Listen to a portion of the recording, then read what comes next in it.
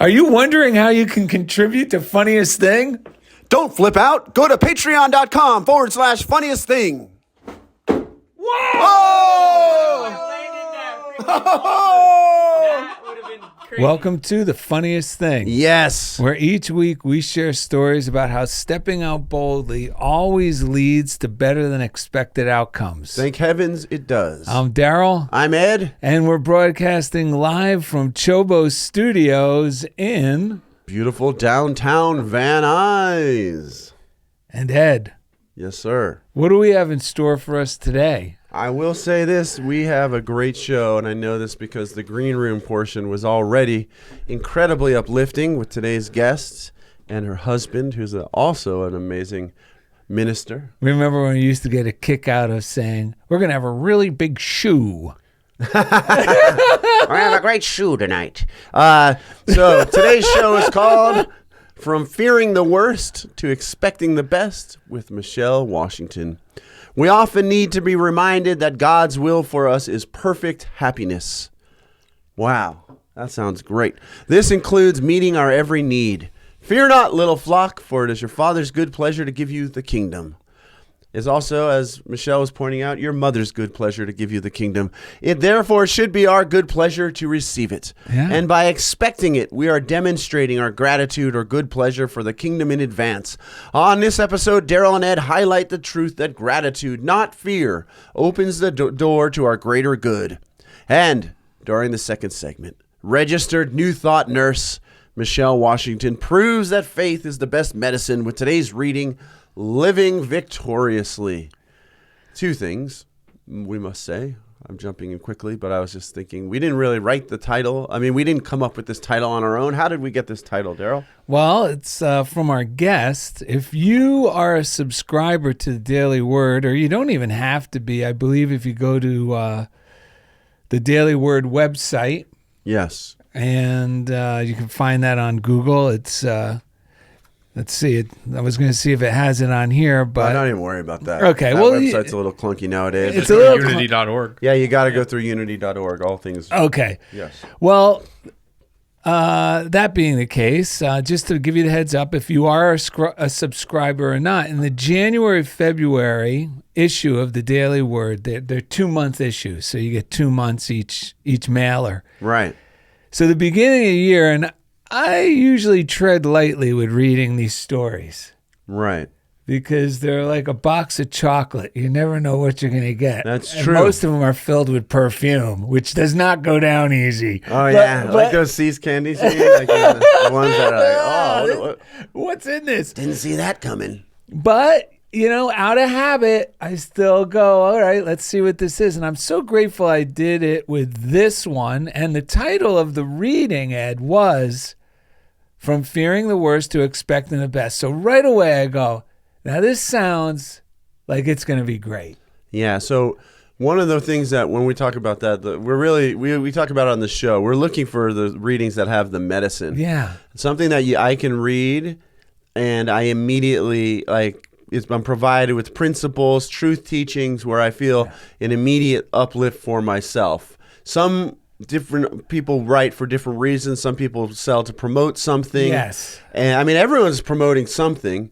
And we love the readings that promote the truth first, more than like a system or a particular book even. Right. The main thing is to promote these life-affirming principles, and because that's what we're all in this for. So that's the discernment Yes. when we read things and when we go, wow, this is amazing. Well, yes, I love when they're a bite-sized, complete dose of just the medicine I need in that moment, reassuring me of the truths that are already active, but I tend to forget. So it was by Michaelle Washington, and, it's not promoting anything other than this great experience she had with these principles in her life. She's a registered nurse, so it's amazing that you called it the medicine. I know. And I just want to, before we get into describing the show and the Funniest Thing Club, let me just read 2 little bits from her. Yeah, I would love you if you would. To let our audience know what we're in for. So this is from fearing the worst to expecting the best. You know, a lot of us, I grew up thinking that you should prepare for the worst. Oh, yeah. But when you prepare for the worst, what happens? You usually get it. That's right. You usually get it. It's leading with the chin. Yeah. And there's a great, I should just mention this. Let me just go, this I got to read, Ed. I hope you don't mind. But going about preparing the worst, because a lot of people think that's the logical thing to do. And here we go. This is from The Dynamic Laws of Healing by Catherine Ponder. Mm-hmm. The Hebrews were shown during their wilderness wanderings that their suffering and afflictions came not because God had willed it, Right. but because they had been disobedient to the law of praise.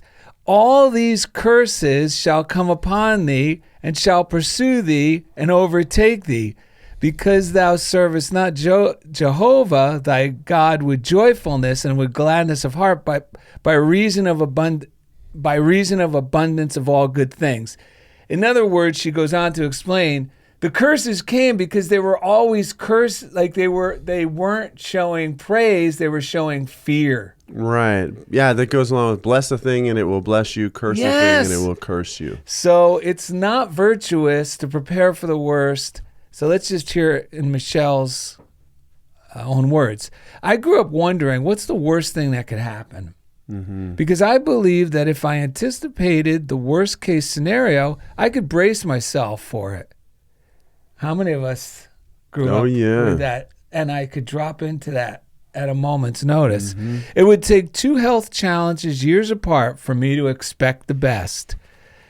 And in conclusion, she writes, leaning into my newfound understanding that I am meant to live in joy and wholeness, I found unfailing support in my partnership with Spirit.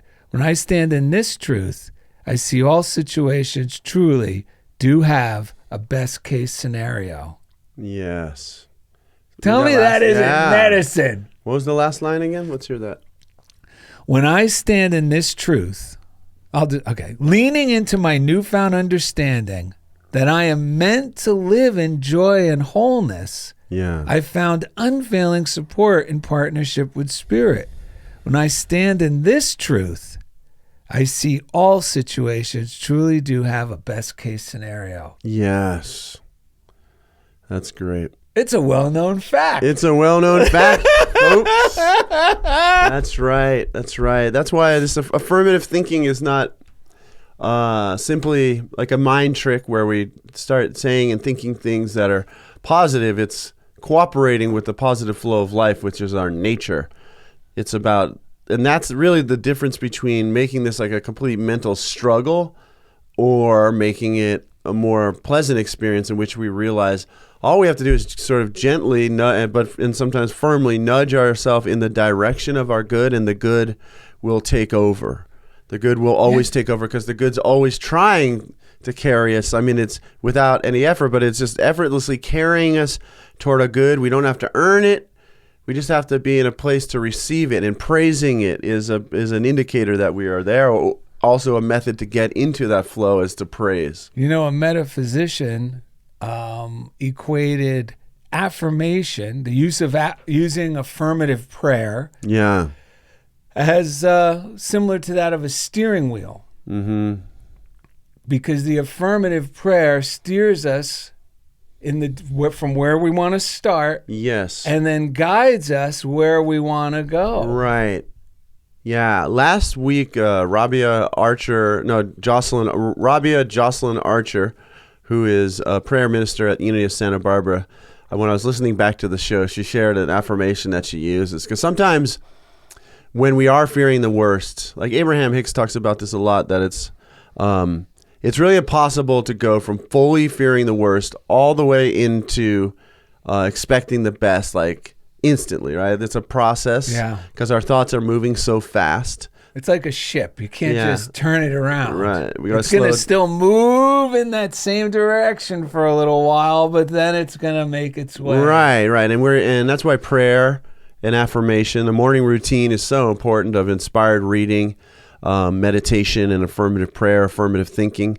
It's essential because that's the time where we can slow our thinking down, get into a place of receptivity, get into a place where we directly experience our connection with our true self, with our divinity, with that divine mind, and then from that place choose thoughts that are moving more aligned, more in that direction of our good. And but when we're in spots where it's challenging, Darrell Darrell came up with a great one, which we use, which is an affirmation, which is, God brings it about in spite of my doubts.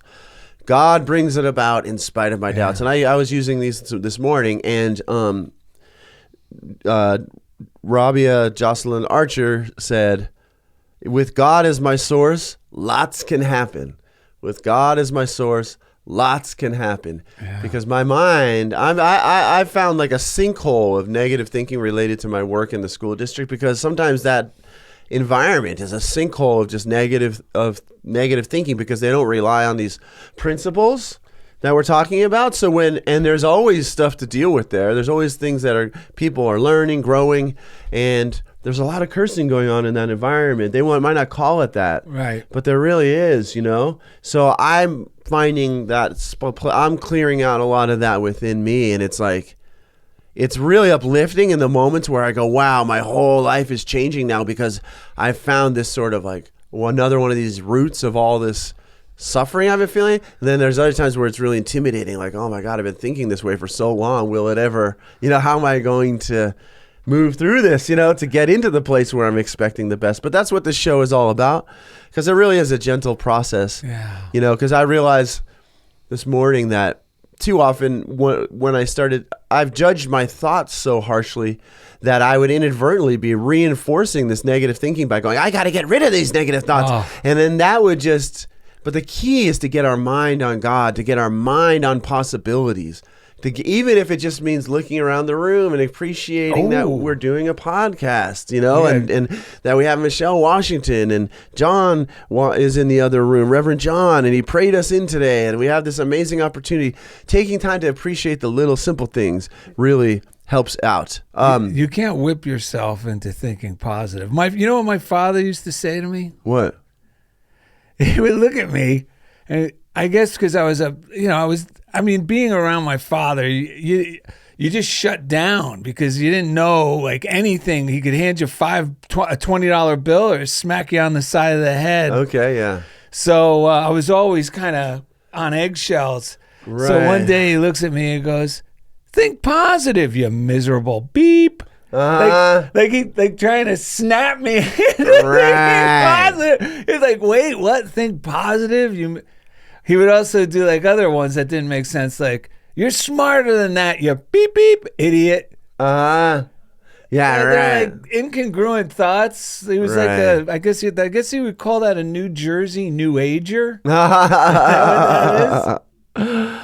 Well, but it doesn't work, folks. The gentler way works much better. Yeah, sometimes firm, actually, it's the only thing. Loving. Yes, but knowing the truth that will set us free. Darrell, tell the people how to be a member of the Funniest Thing Club. Actually, you may well already be a member. You likely are if you're with us today. Yeah, because we're just a group of truth enthusiasts who live each day as ambassadors of God's love.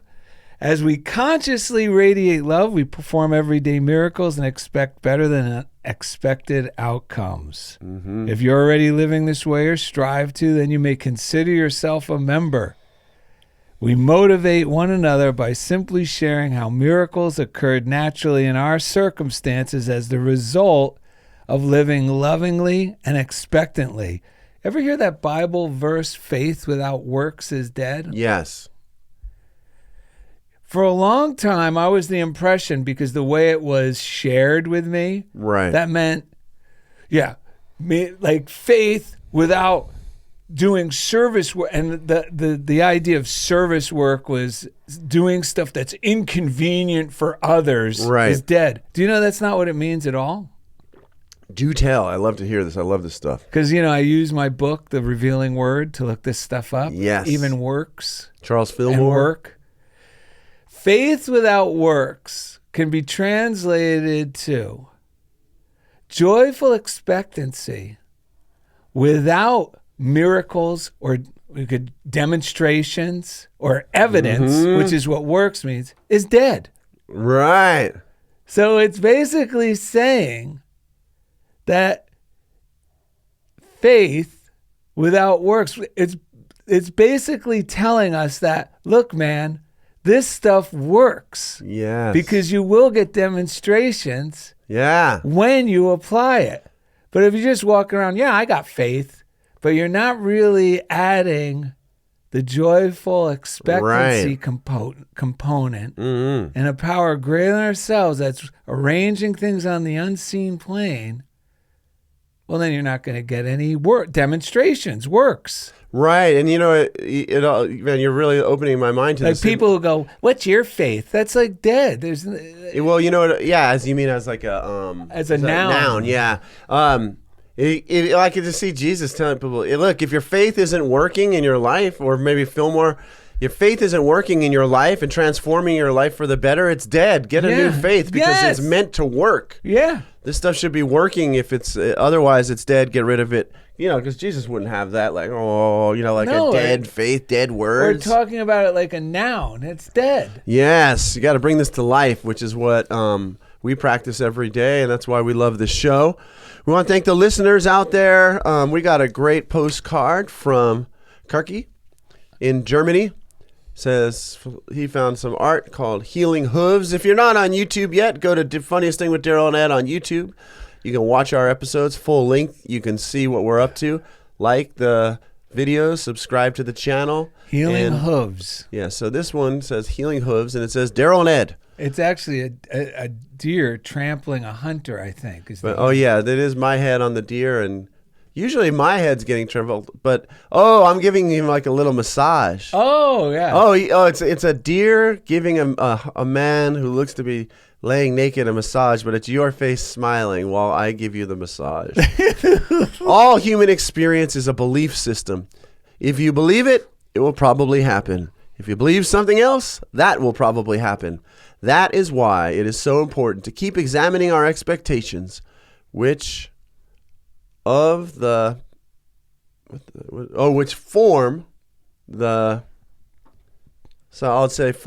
experiences of our lives. There's a word underneath all that probably experiences. Yeah. So that is why it is so important to keep examining our expectations, which form the experiences of our lives. Alan Cohen. Thank you, Kirky. We love you, buddy. We also got a wonderful card in the P.O. Box. The P.O. Box, if you want to send us anything, Funniest Thing, P.O. Box 1312, Culver City, California, 90232. Janet Prince sent us a delightful contribution. Yes, and she said, hello, Darrell and Ed. During my morning routine, I came across this quote. Dost thou reckon thyself only a puny form when within thee the universe is folded? That's from Swami Ali. Thank you for reminding us everything we need is within. Sending love, light, laughs, and prosperity, Janet. And that day I've been going back and forth, state testing. There's a lot of stuff going on in my school, and it's been bringing up stuff for me.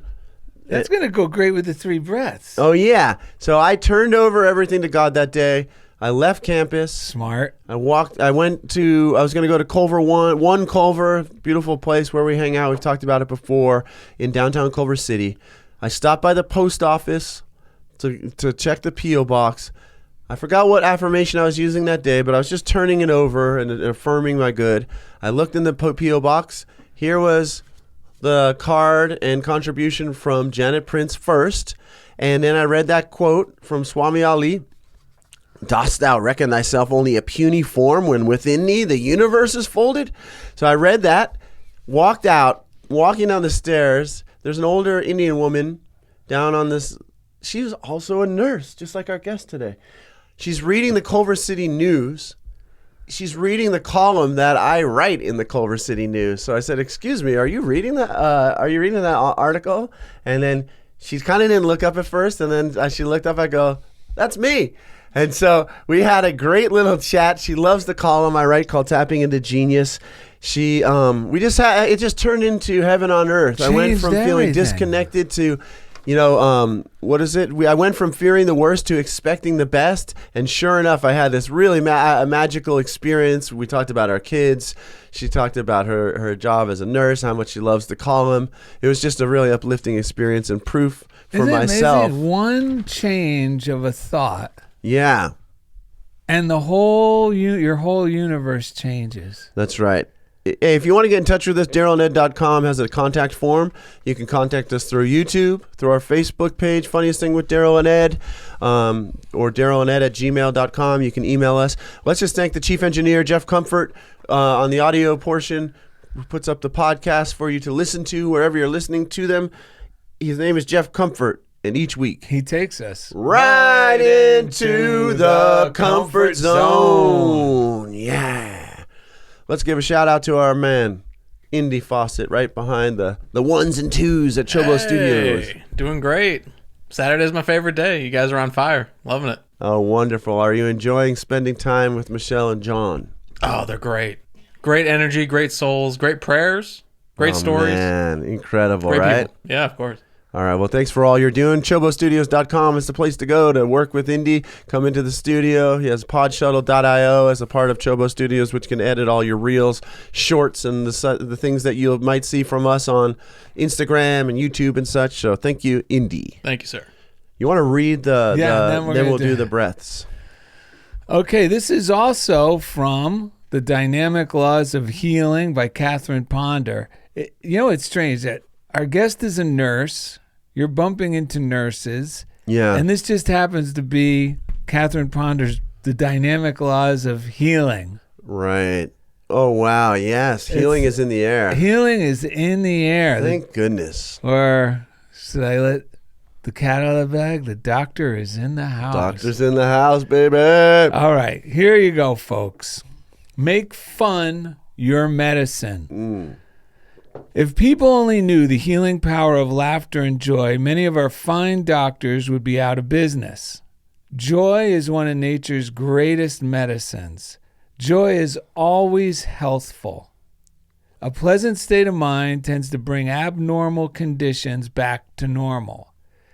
People who keep themselves in physical and mental harmony through laughter, pleasantness, and joy usually live longer and are healthier than those who take themselves or events too seriously. Many diseases come from the lack of expressing joy. When you feel you cannot go on, make it a point to practice smiling. Smile at the pictures on the wall. Smile at the furniture. Now, if that idea doesn't make you smile, I don't know what will. Smile at the furniture. I'm doing it right now. Go ahead. Smile until the tension has left your body and you feel relaxed again. A physician once stated that fun is a food that is necessary to your health as bread and water. A complete revolution takes place in your physical and mental being when you've laughed and had some fun. Too many people grow stale mentally, emotionally, and physically because they have forgotten the importance of laughing and being pleasant. Wow. This is such good news because a great tool that, who was the original laughing yogi? Siringo Paul.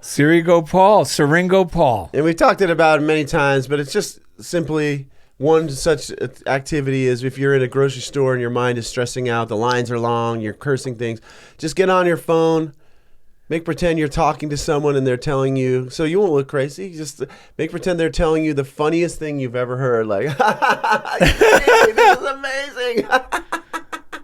And watch the way not only your mood lifts, but the way the people around you their mood starts to lift. And the way I like to use it, when I feel really stuck in my thinking, which is like this morning, I've had one of these moments where first I woke up feeling free and clear, like, oh my God, this is heaven on earth. And then these old thought patterns came up and it felt like, oh my God, where'd that go? Now I'm like feeling worse off. But this laughter thing, especially like when it's just this old dead pattern that needs to be released from me, is to go like, this is amazing, Ed. How do you come up with this stuff? When I start to really fully have a belly laugh about how absurd my thinking is, rather than trying to seriously try to work with it sometimes, that can be the thing that just makes me lighten up. And then it makes it easier to shift into, like, automatically I start shifting into higher order thinking. And the good news about this is that laughter really is the best medicine. Doesn't even matter what causes the laughter. Even accidentally sending a text that you copied for someone else. Oh, yeah. To somebody else, and then realizing what you did. Oh, man, that is a giggler. Yeah, sometimes when I'm really tight, doing something that just forces me to either, I'm going to double down and go, oh, I'm so sorry, I didn't mean to do blah, blah, blah. Or just go, this is amazing, let it roll, you know? Sometimes that choice to just go with the laughter and just laugh at myself is really the most healing medicine. It really makes me the doctor sometimes. You know, like we are really, the physician is within us. Aren't there quotes about this somewhere? Dr. Welby. Yes. Isn't that funny? That's his name? Oh, Dr. Welby.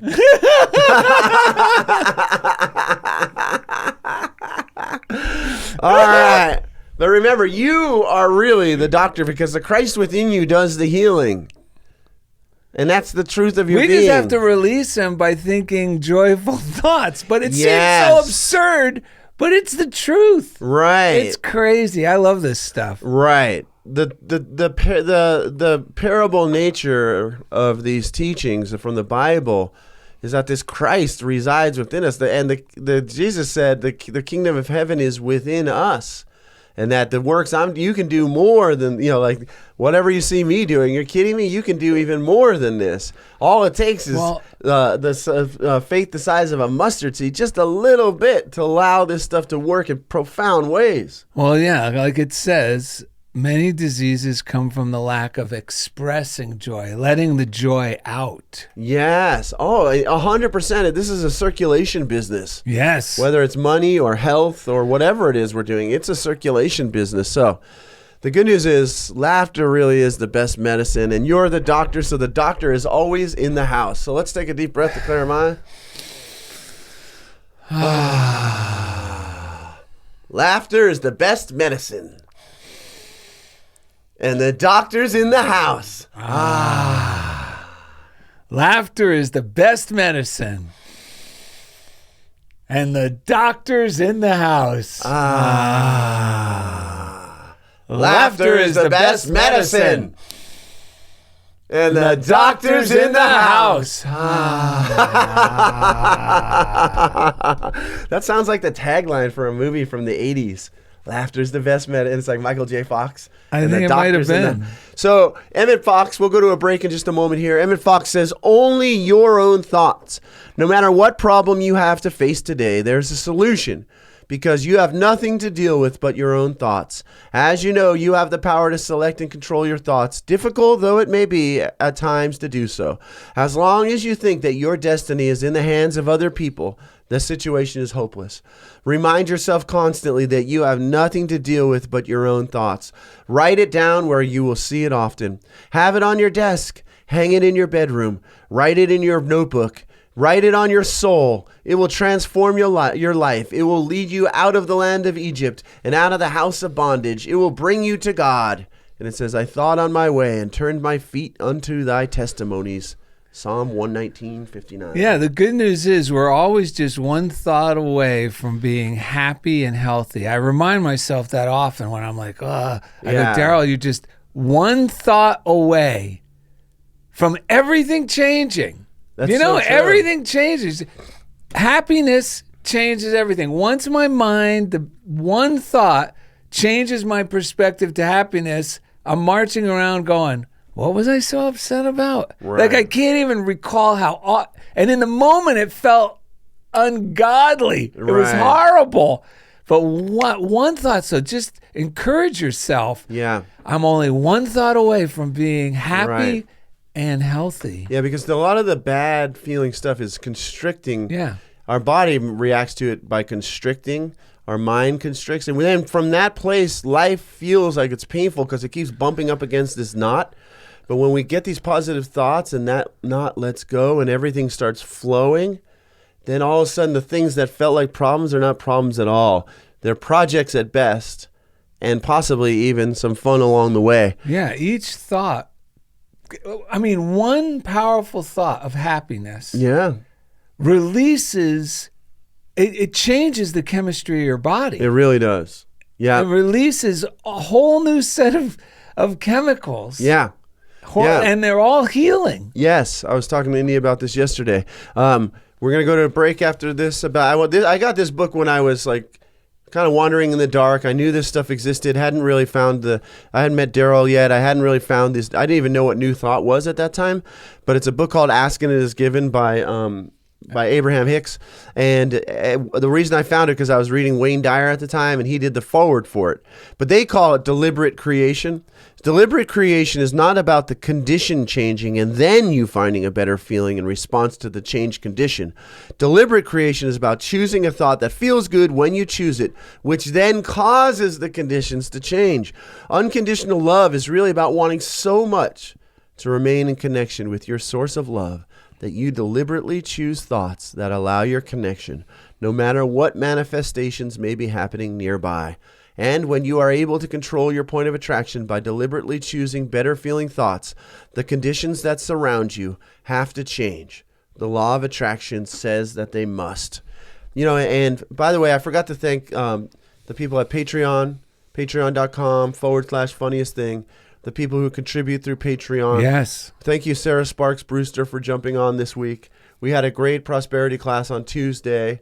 Indy was there. And the word that came up that we talked about a lot, thanks to Rhonda Barnes, who was also there, was the word meek. This takes meekness because when we're in a negative state of mind, we want to try to fight against.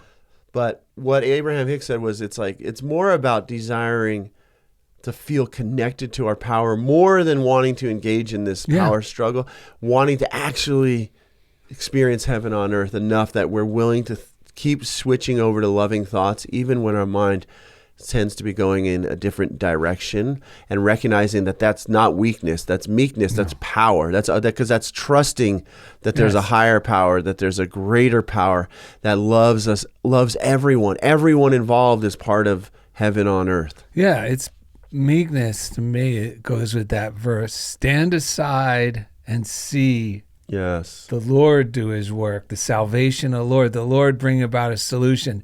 We have a good episode on that too, if people want to listen, with Representative John DeBerry. Yes. Who repeatedly said on the episode, meekness is not weakness. That's right. Meekness is not weakness. And he was talking about his time during the marches with Martin Luther King, that it was about love and peace, and that was creating the demonstration that transformed history. Right. Yeah, because that it's not weakness. Meekness is not weakness. Yeah, we recently heard from Nancy Norman that another word that the definition of, the meaning of heaven is harmony. Or another meaning of the word heaven is harmony. So what we're doing is harmonizing with this heaven that is always really there, whether or not the people around us are aware of it. But we can always tap into it. And this meekness, which is surrendering our defenses and going into this non-resistant state, allows that power to flow through us. We harmonize with heaven that is all around us, and we really feel what power is. It's the power that flows through nature. It flows through love. It flows through this amazing, these demonstrations all around us, the blue skies, the birds, the ocean. Everything we do is an expression of this miraculous power.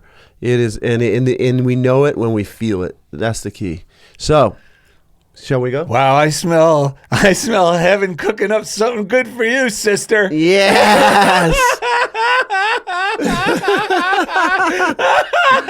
Coming up next, registered New Thought nurse Michaelle Washington proves that faith is the best medicine with today's reading, Living Victoriously. Thank you for listening to Fun and watching Funniest Thing with Darrell and Ed live from CHOBO Studios. All right, welcome back to Funniest Thing with Darrell and Ed. Today's episode is called From Fearing the Worst to Expecting the Best. with Michaelle Washington, who is actually the person who came up with the title and was the title of an article that Miss Washington wrote for the Daily Word. Was it January, February? Yes. Of this year, right? Yes. Yeah. 2023. Time flies, man. So, welcome to the show. Thank you. I'm so glad to be here with you. You're such high energy. Such high energy. Well, it takes one to know one. That's correct. Okay. And you and your husband, Reverend John, have a ministry in Chatsworth, correct? Yes, we have. I'm so glad you asked. Yes. Our ministry is Unity Church of Chatsworth in Chatsworth. And right now, currently, I'm going to say that, since COVID started, we have been holding YouTube ministry. We have a YouTube channel, and our Sunday services and our Wednesday meditations, Wednesday services are all on our YouTube channel, Unity Church of Chatsworth, and at our website, unityofchatsworth.org. Fantastic. So, and now we've gotten into doing shorts on smoothies. So we're having fun with that. Shorts What's on on smoothies? Yes. Tell us more.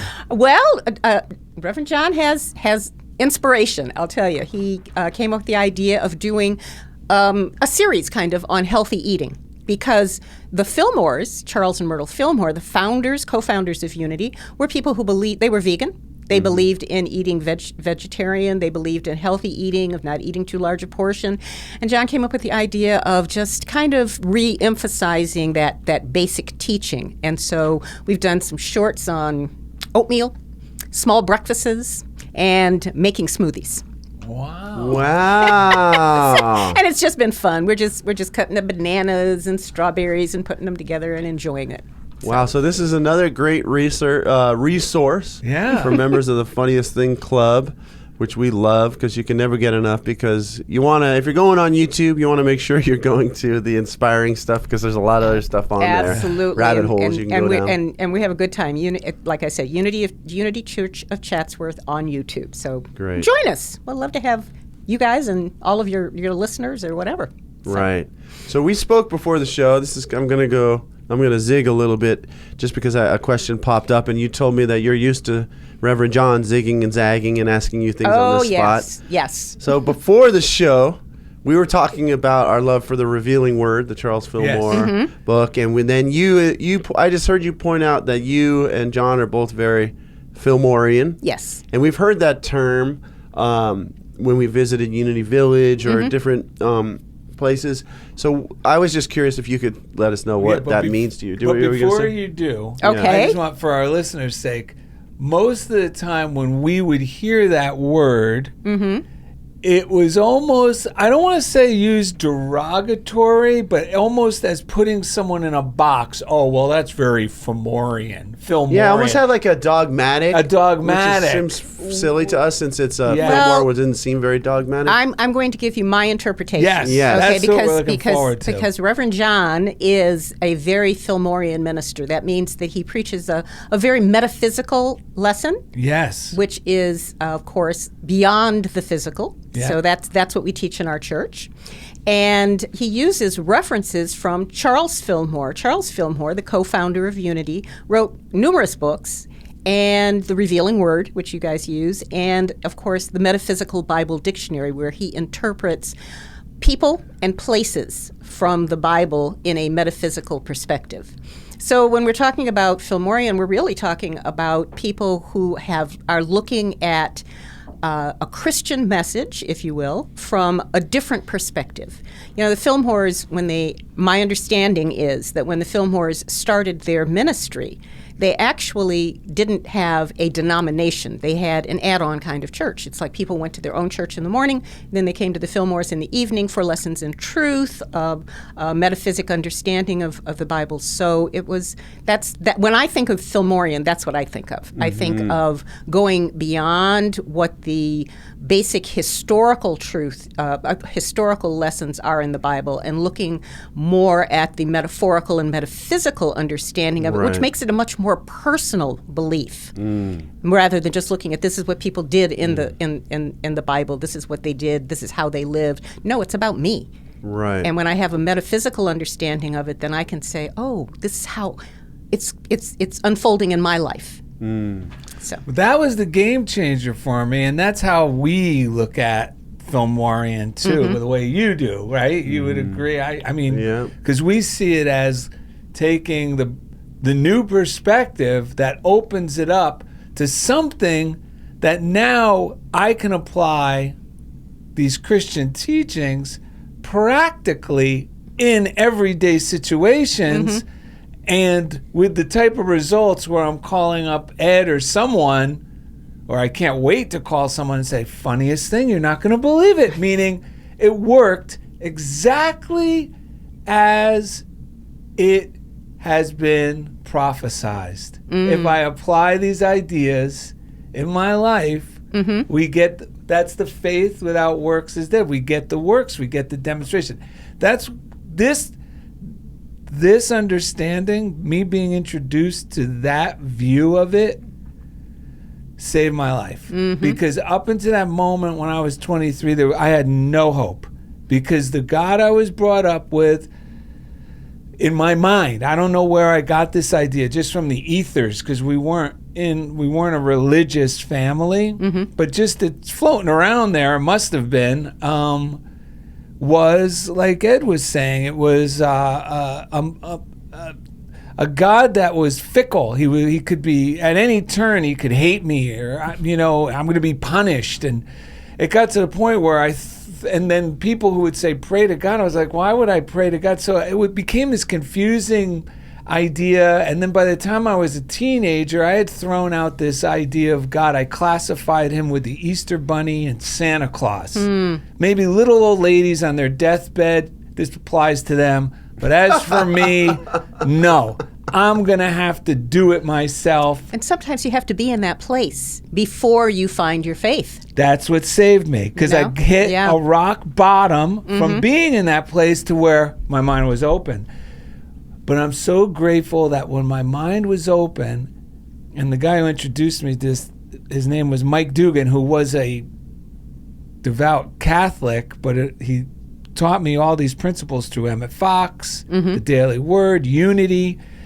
The ideas, as soon as I heard them, I was thinking, it didn't set off any alarms. Like when I started reading these teachings, it almost felt like these ideas seemed like I already knew them. I just needed to be reassured that it was true. It's a memory within us, I think, that we already know these truths. And that's why it's called truth, because we already know it. Yes. And we need to be reminded, we need to have it brought up from us again. The first time I walked into a Unity church, I had the same. I went there simply because it was an hour long. I had been raised in a religion that was an hour-long service. So an hour long seemed like a really good idea to me. And then there was meditation. And I thought, wow, this is great stuff. I love meditation. But I wasn't getting the basics of what Unity was all about. As I mentioned in the article that I wrote for the Daily Word, I kept going to Unity and saying, well, what are your fundamental beliefs? What do you really teach? I mean, I understand that this is all good stuff, and I love meditation, but what do you teach?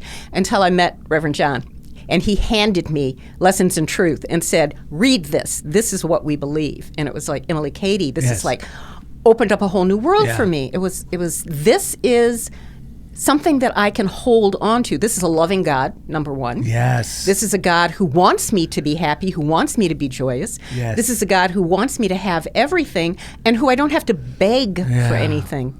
This is what I want to believe, and so that's where it starts. And like you say, sometimes you have to just find your way in there, whatever it might be, whatever way it might be. Yeah. Wow.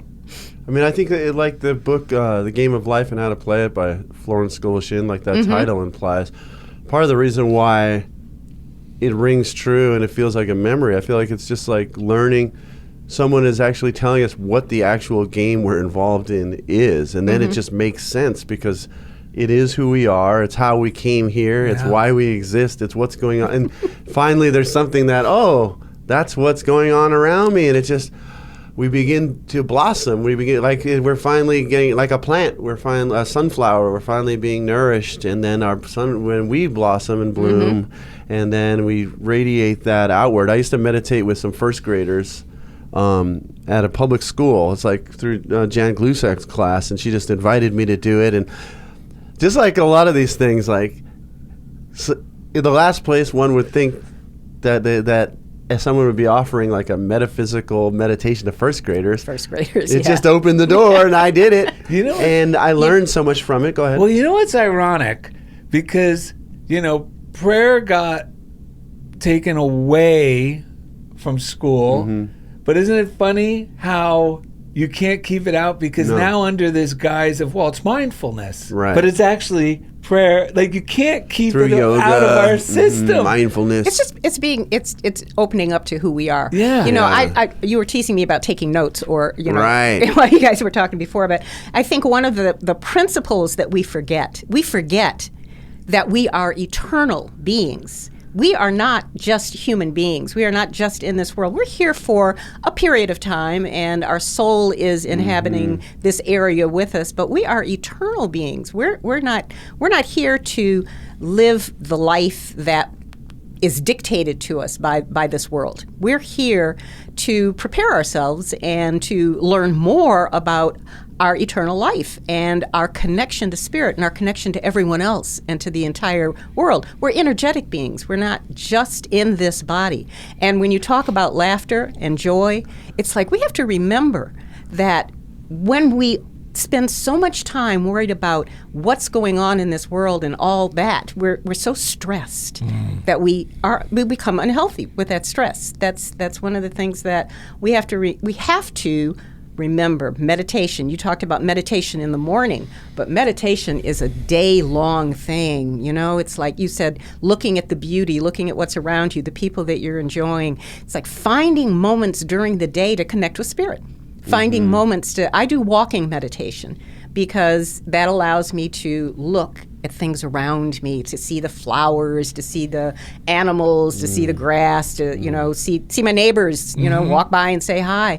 Those are the moments. And I know that we had mentioned Lisa Schmidt earlier, that had been on your program and does A Course in Miracles. When I first started looking at A Course in Miracles and studying it, I used to take the little slips from the daily things in A Course in Miracles and put them in my desk at work so that I would remember when I opened up my desk, there's a message for me. I need to remember that. Yeah. I need to look at that. So it's like spending the whole day trying to remember who we truly are and trying to connect with spirit during the day.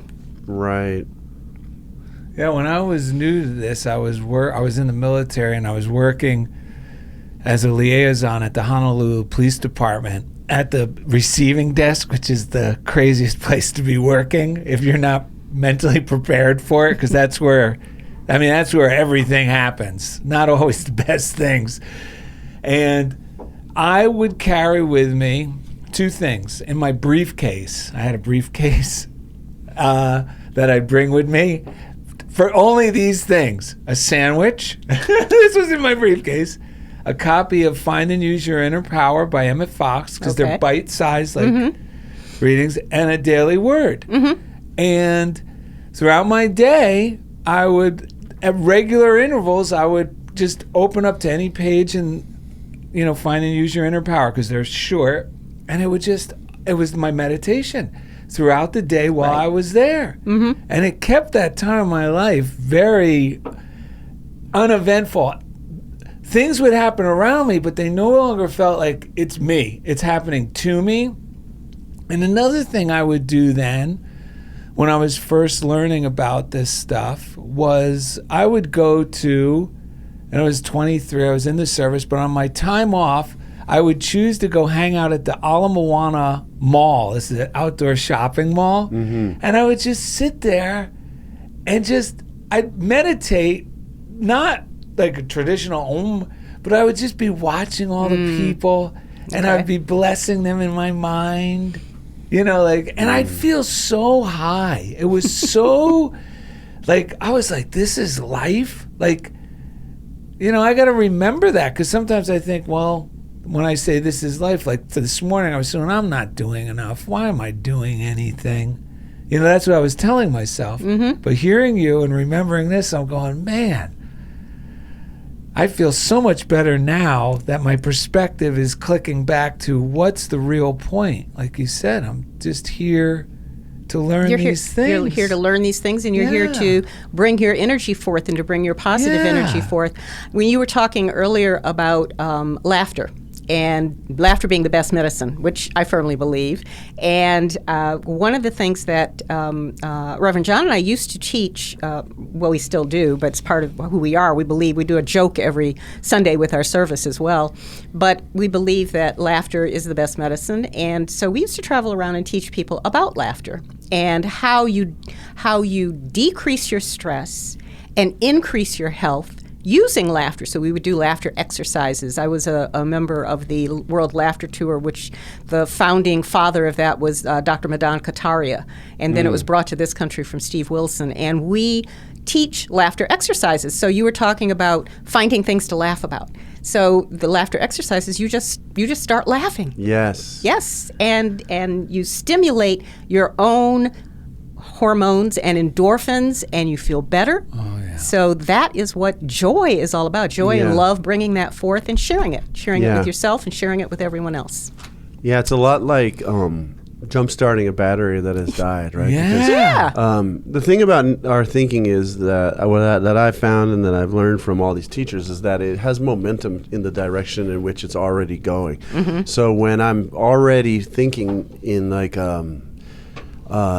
I guess you could call it negative or restrictive way or fear-based way, you would think from the outside, and it's easy to see it, like if I'm in a good place and you're not, it's like you would think that when I'm in a negative or a constricted, I would just go, this feels bad. Now I should think these other, I should think joyous, loving thoughts, but it's because it has momentum and it's like a dream, it's like a hypnotic state, I tend to want to dig in more. Yeah. Like the very mental state that's generating the idea that I have this big problem is then coming up with, quote, solutions that are only adding to the perceived problem. But that's why we have laughter partners and we have prayer partners. Because when we're not able to hold that belief or that understanding for ourselves, we have other people that'll hold it for us until we're ready to move back into it. So, yeah. Yes, and that's why I think that people enjoy tuning in to Funniest Thing. That's why we tune in every week for selfish reasons. Like I told you, I mentioned that before, that the show for me is like a way of digesting, because my version of the service desk is digesting the events of the week, processing them through a higher perspective and just releasing all the weight that I may have been holding on to. Because my version of the service desk is we're doing state testing at my school, and kind of the Christ within me just said, I'll take these 3 students in my room, even though it's a kind of a tall order just because of who they are and their different needs. I'm in special education, and my heart, I love these kids, and I just feel like I just want the best for them. So I just said, I'll take them.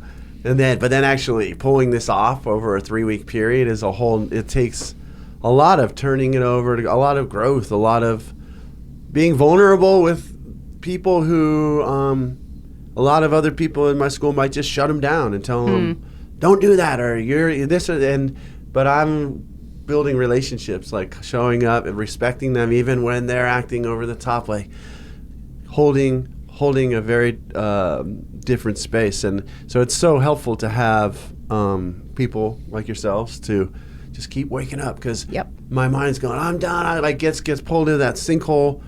And then I think, if I was just to roll with that, I'd probably curl up in a ball and not leave my house. But there's something about then letting that belief go and letting the light shine again. I show up the next day and these miracles happen. And the energy, you're creating an energy with those students by respecting them and respecting their space and their need to be who they are. Right. Yes. Loving them right where they are. Right when I was about to...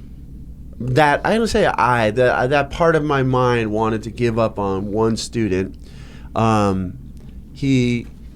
The next day I show up, I do my morning routine, I do my affirmations, my prayer.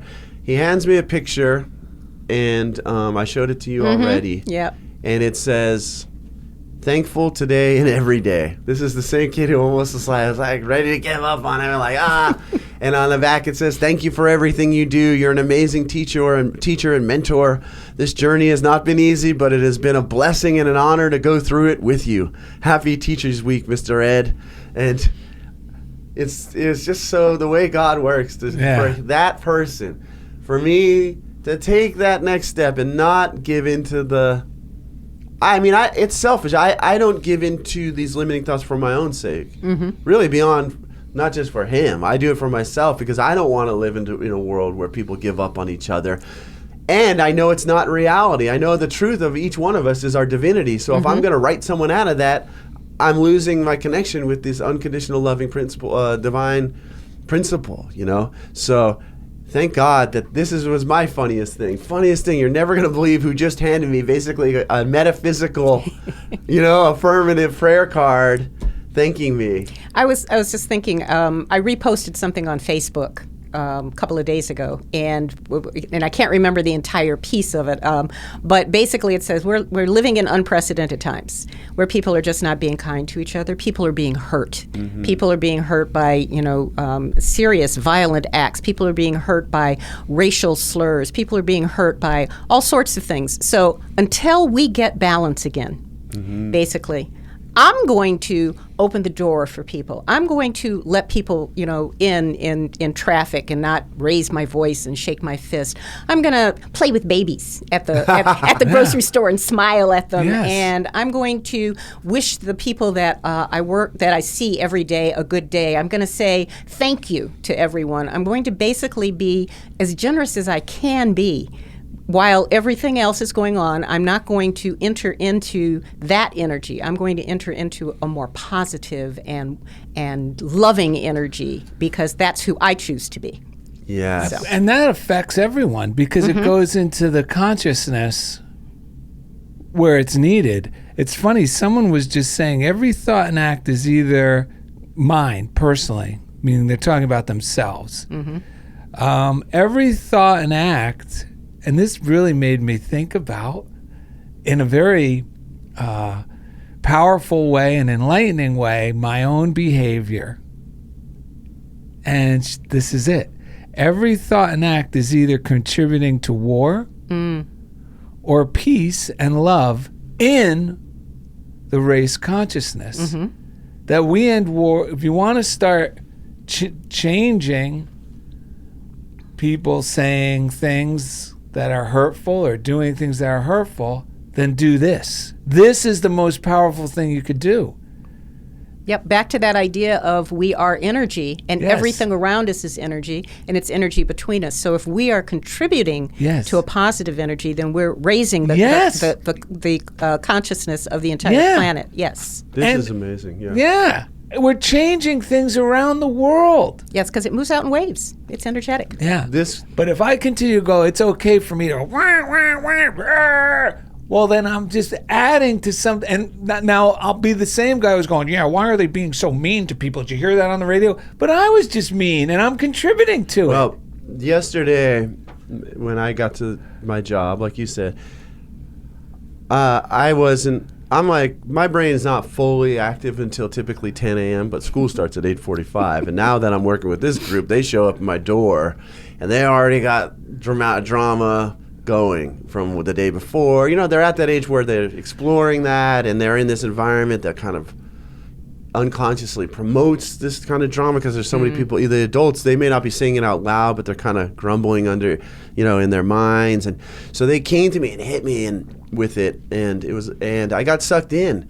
And finally I raised my voice and I put on a show about I'm the teacher because there was other adults. I got pulled in to this negative swirling energy, and I put a kid on blast, and then I could see, because I practiced this stuff, I heard my inner voice saying, you just violated their trust.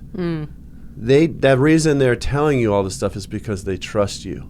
And it gives me tingles right now. So I in the past, I don't think I would have had the wherewithal, but by practicing this meditation and this stuff and being in a receptive place, I heard it. And so what I did is I said, look, I violated your trust. Let's go in. I took them into the cafeteria, these two guys, and I just said, I'm not going to say anything else. Tell me what you're thinking. What's going on? You know, you bring up an excellent point here, because I think this is really important to remember, too. We talk about the ideal, and that's what we're talking about right now. We're talking about the ideal of loving and moving within that energy. Right. But we have to remember that we just have bad days. Yeah. Yeah. You know, and it's okay. We are humans. Yeah. We're spiritual beings having a human experience, and so in our human experience, we're going to have days when things are off. We're going to have Right. days when Yes. we don't feel well, and the challenge for us is not to beat ourselves up for it, That's right. but That's to right. remember that we can always, as you say, I'm learning these teachings, I know these teachings, and something happened that threw me off. But I can get back to it. I can just move back into Yes. it. And I can be a positive person again. I can be a respectful person again. I can be a loving and Right. caring person again. And yes, I didn't do it in that moment, but in the next moment, I can choose to be Right. that again. Yeah, and so something amazing happened, which is exactly what you're saying, because then I'm modeling for them, because they're getting pulled in all the time, right? So in that moment, rather than trying to be perfect, I'm modeling for them, this is what it looks like to do something and then own it and become receptive Yeah. and loving. And so I kept going in and out throughout the day, and the most amazing moment came at the end of the day, where the blessing of getting kind of pulled into their world and my world and their world, which I was sort of beating myself up like I should be better than this, but I had to keep forgiving myself for that thought and just keep coming back. Like the sooner the better. The sooner I forgive myself, the better. At the end of the day, the light bulb just went on, and the thing that connected me with these guys in a transformative way was I said to them, look, guys, I can't live in this negativity. And I just looked them in the eye. I can't handle it. This feels so bad. Let's get back on track. And we did. And there was something about me going through it and then being able to feeling their perspective in a way, and like not coming at it like you should or I should, just like, guys, this feels terrible. And it made me realize the primary thing that gets them in trouble is that they're already feeling bad. They're already embroiled in battles in their own mind. And that just gave me so much empathy for it. It just reminded me, like, that's what's these kids, they need loving, wise people who can shine light on so that they can be liberated from this mess Sure. that they well, keep all children getting into. need someone to Yeah. lead them to the light. It's part of we come from light. Yeah. And then we get mired down in what's going on in the world. So we need to lead each other, and we're all God's children. So we're all Right. children that need that leading, and that's Yeah. why I emphasize again. That's why we have each other. We have each other to lift each other up, or to hold space for each other Right. when we're not able to. And I heard, last thing for my long story is that I heard a word, I was listening to an Abraham Hicks recorded talk, and the guy was saying this. He used the word effortless, and what I learned, he shared what he learned, and it really rang a bell with me. He said, it's almost like when we hear effortless, it's easy to set this unrealistic bar, which is like, there's no effort, but he was saying it's really, what is that, like an adverb, or like it's a statement telling us to effort less. When we get stressed, it's not that there's no effort. It's just usually when we're stressing, we put too much effort, not enough faith to let. Right. And I'm like those moments where I was trying to do it on my own and I thought everyone was looking at me. I needed to effort less, listen more, tune into the divine, and let myself be supported. And I'll goes tell you, back to me. that's the final piece from, you were reading pieces from my Yeah. article at Daily Word, but that's finally what I had to come to the realization of. I was trying to do so many things. I was going to school. I was caring for some older relatives. I was writing a book on laughter at the time. I was doing a lot of things. And when I suddenly had this physical challenge, which was I don't like to name it, so I'm just going to say every joint and muscle in my body became sore.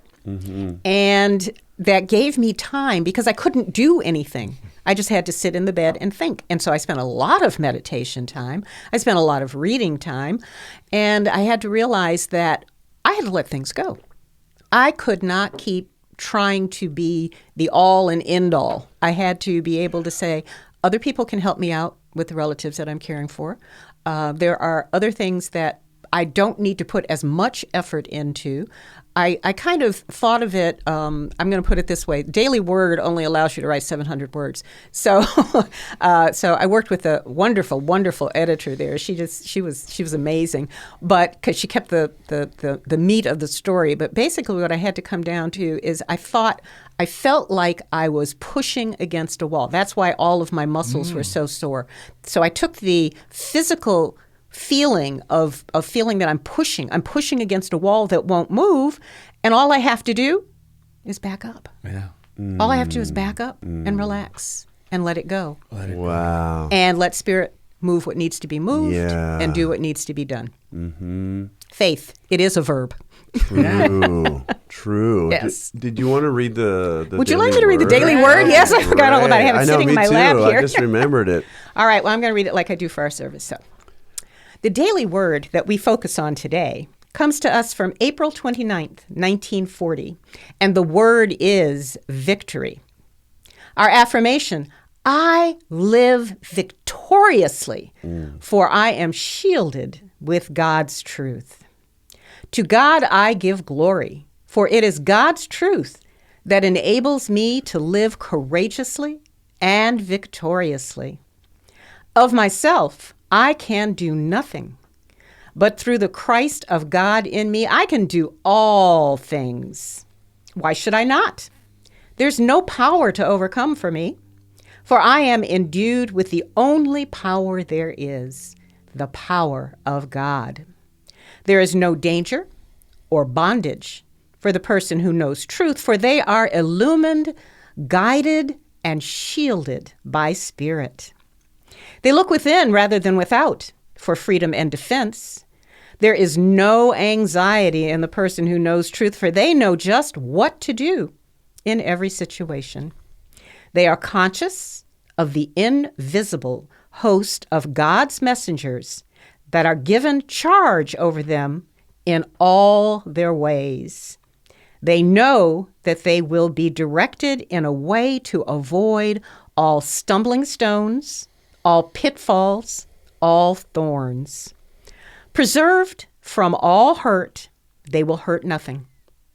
And the only thing they will slay will be negation of thought or word. And our scripture with this daily word comes from Psalms 91, verse 7. 1,000 shall fall at thy side, and 10,000 at thy right hand, but shall not come nigh thee. Our word for today is victory. And our affirmation, I live victoriously, for I am shielded with God's truth. And so it is. Amen. Amen. And sodas. That was professionally read.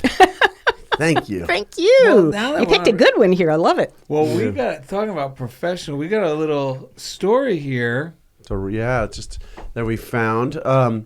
Just before we read it, we want to thank you for coming on the show. Thank you. Is there any other thoughts you want to share before we wrap up the show? Oh, well, there are lots of thoughts, Yeah. but I think we have expressed as many as we possibly can in the time frame that we have. Great. Thank you so much for inviting us here. We Yeah. would love to have you and John on as well again in the future. So hopefully, Yeah, we'll you'll be in willing. contact. Yeah. All right, good. We'll keep trying to- we'll try and coordinate something. Try Yes. to pull you back in. Yes. Thank you. And Thank you. let everyone know again the name of your ministry, where they can Yes, find once again, we are Unity Church of Chatsworth in Chatsworth, California.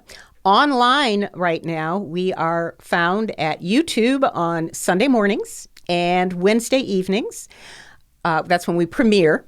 And we also have a website, unityofchatsworth.org, which we also keep update with the current lessons that we have available. And I'm just going to mention tomorrow, which would be Mother's Day. Happy Mother's Day to everyone, by the way. Yes. On Mother's Day, we will be holding an in-person service. And let's see, it's in Castaic at the Valencia Travel Resort in Castaic. So please, if you're in the area and you're available and you need information, you can call our church phone. It's at our website.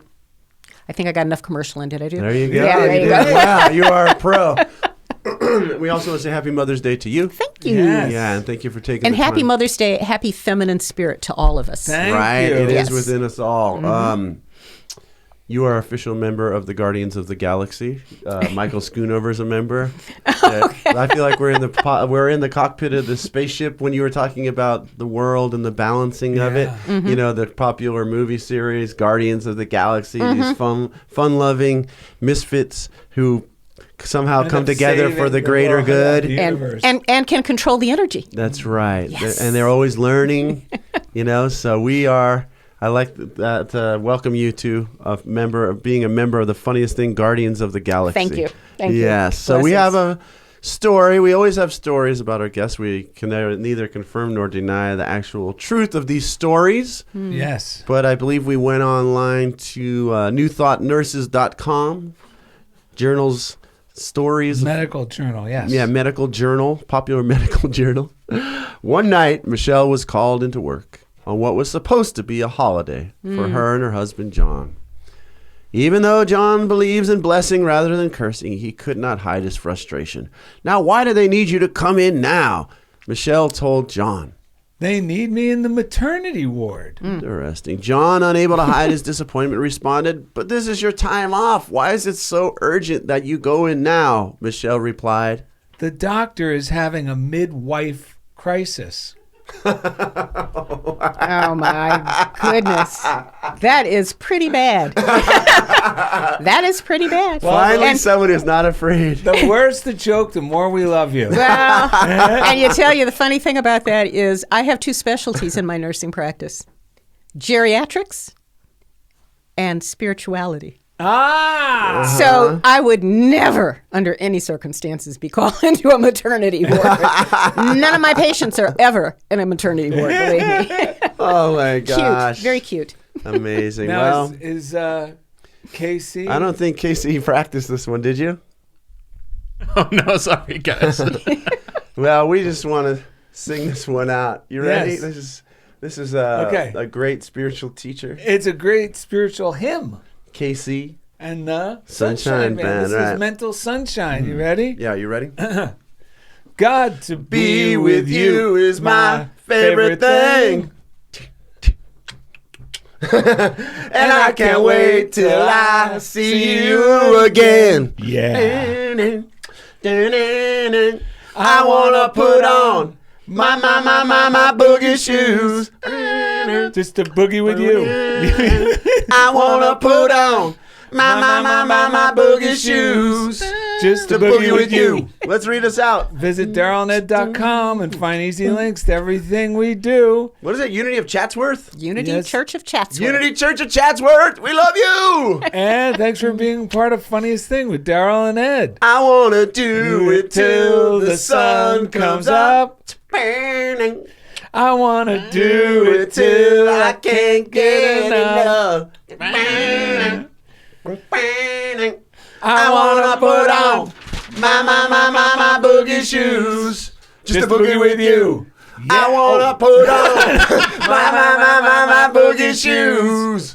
Just to boogie with you. Woo! Wow, wasn't that an amazing podcast? Well, you could do that too here at CHOBOstudios.com here in the Los Angeles area. And if you're not in Los Angeles, you could always go to PodShuttle.io. It's our fully remote editing service where we'll cut up clips, we'll edit for you, podcast management. We do it all, baby. We got the digital goods here at PodShuttle and CHOBO. We love you.